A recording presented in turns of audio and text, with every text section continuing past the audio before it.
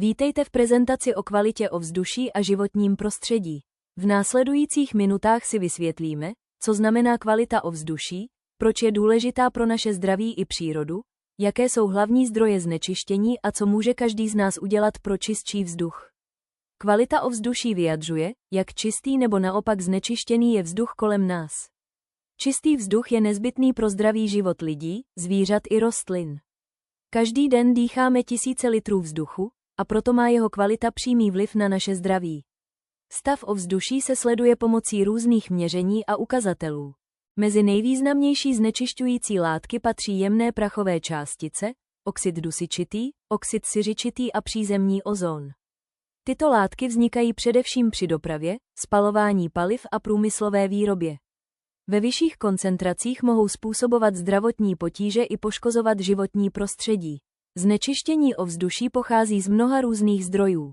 Největší podíl mají doprava, průmyslové podniky, elektrárny a vytápění domácností. Svůj vliv mají také lesní požáry nebo zemědělství. Omezení emisí z těchto zdrojů je důležité pro zlepšení kvality ovzduší. Špatná kvalita ovzduší může mít vážné dopady na lidské zdraví. Nejvíce ohrožuje děti, seniory a osoby s chronickými nemocemi. Znečištěný vzduch může způsobovat dýchací potíže, zhoršovat astma, zvyšovat riziko srdečních onemocnění a snižovat celkovou kvalitu života. Znečištěné ovzduší neovlivňuje pouze lidi, ale také přírodu. Může poškozovat lesy, vodní ekosystémy i zemědělské plodiny. Některé znečišťující látky přispívají ke kyselým dešťům nebo změně klimatu. Ochrana ovzduší je proto důležitá pro zachování zdravého životního prostředí.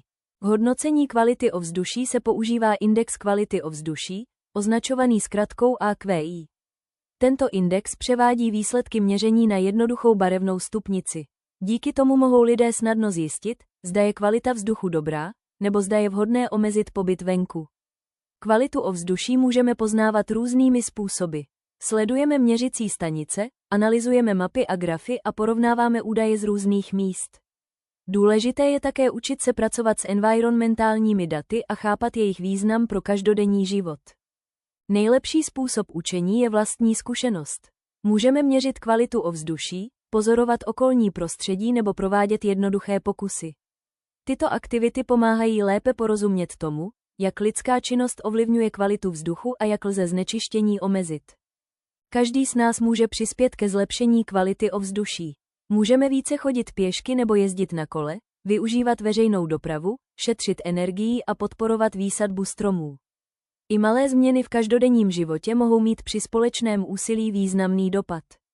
Z této prezentace si můžeme odnést několik hlavních poznatků. Čistý vzduch je nezbytný pro zdraví lidí i přírody.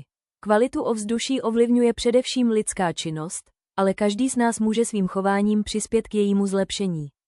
Ochrana ovzduší je společnou odpovědností nás všech. Děkuji za pozornost. Doufám, že vám tato prezentace pomohla lépe porozumět významu kvalitního ovzduší a jeho vlivu na naše zdraví i životní prostředí. Děkuji za váš čas a přeji vám hezký den.